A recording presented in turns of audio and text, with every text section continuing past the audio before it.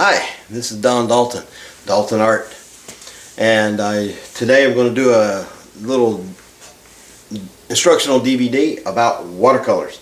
And so that's what we're going to be doing today, and I'm going to show you all what this is and how you can also do watercolor painting on your own for a very little amount of money outlaid to yourself, and what you need to have. And there will be on our website, there will also be a list of these materials and other things that you'll need to get started doing your own watercolors. So let's take a look.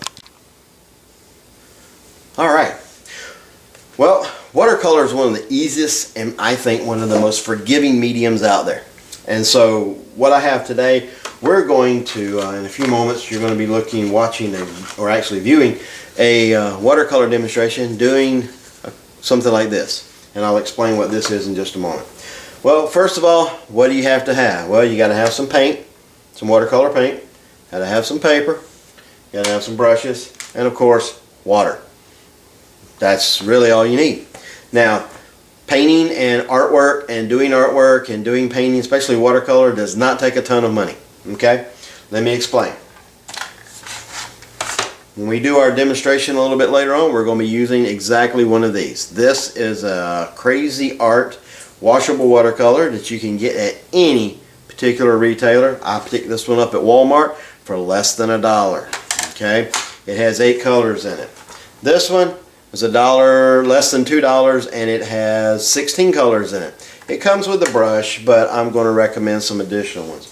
Now, that's just to have fun and get started. These particular paints right here, and you can pick them up at Walmart or any Dollar Tree type place, anywhere like that. As far as other paints, as you get more serious, this is one of my particular palettes. This is one that I use a lot. Why? Because it's portable, and I load my paints in there. I use a variety of couple different paints. My favorite to use is the Van Gogh watercolors. You can get these at Michael's, Hobby Lobby. Other than that, you can also order them from Amazon. They're small tubes. They last a long time because it doesn't take a lot of paint to put in there. This is the Cotman. You can also get this at Hobby Lobby or at Michael's or anywhere like that. These will run you about 20 bucks. These will run you about a little bit more, about double that, because these are very good paints and very high quality. So when I'm doing my quality stuff, the stuff that I want to frame or I'm looking at possibly putting out there to sell, I use my super quality products. Okay? And so this is one of my palettes that I use. I also have a much larger one that I use when I'm really working on something that I really want to spend a lot of time on. Okay, so that's the paint. Okay, that's really what you need. This is a watercolor pad. You can actually get this at anywhere like Michael's or Hobby Lobby, anywhere. This is a Strathmore. There are a variety of different ones out there. I have some from Canson, which is my favorite paper for doing pastel. However, we're doing watercolor today. Also, one thing that I really like, and I'm going to do this in a moment, this is a Strathmore mixed media card.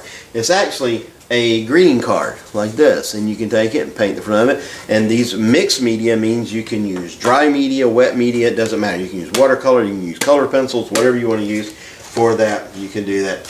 And when you get them in packs like that, there's 10 cards. They come in an envelope. I like to do these to give them as as cards to other people. Okay, so this Strathmore paper, this is actually a 9x12 sheet. It comes with about 12-14 sheets in a book like this. This is 140-pound paper. It is what's called cold pressed paper, meaning it's not been stretched. That's a whole nother video we'll talk about at a different time. Okay, just basically one of these, a 300 series Strathmore water paper. Just one of these, but you want at least, I recommend at least 140 pound. You can go with the 90 pound, but I'll explain and you'll see that when you add water, sometimes you get a lot of buckling. The thicker the paper, the less buckling and rippling you're going to have. Now, there's the paper, there's the paints right there. Okay, now brushes. There are a lot of different kinds of brushes on the market, and I have several that I keep handy right here.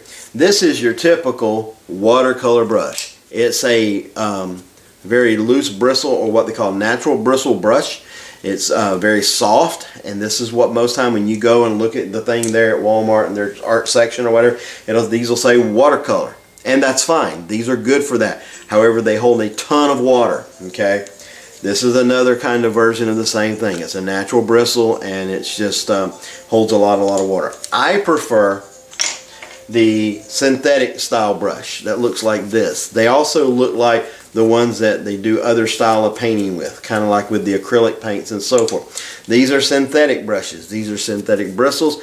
They are more stiff. I like them because of the effects. I do a lot of seascapes. I do a lot of palm trees and things like that. As a result, these make great effects for doing those. So I like these synthetic brushes. They also come in the rounds like this and so forth. And one of my favorite, and I don't have it available at the moment, in different sizes like this, long and slender. So I'll put a lot of this on the website and pictures of these so you'll have an idea of what they are. Now, you can go to Walmart or somewhere like that and you can pick up this very set right here. A brush value pack. It also has a place where you can go look at some free videos here as well. But this is a video you're going to be looking at. This is the Gold Taklon brush. It's a synthetic brush. It has a wide 1/2 inch and it has various flat ones, they call them, as well as some smaller ones for other detail. These are for all media. These are for, you can use these for oils or acrylics or for watercolor. I like using these for watercolor. Okay. There's also another brush that you can get, a lot of them. Most of these sets will come with one. It's a little nylon brush that looks like this. I use these if I'm doing a gallery piece or a piece I really am looking at doing something really neat and I want to really save my white spaces. I'll use this particular type of masking. Once I put my drawing in, then I'll mask out what I know I want to be white. I'll use these brushes. They're disposable. They're very inexpensive. Okay, so that's basically what we need. We're going to do this in just a moment and I'll explain more in the next video.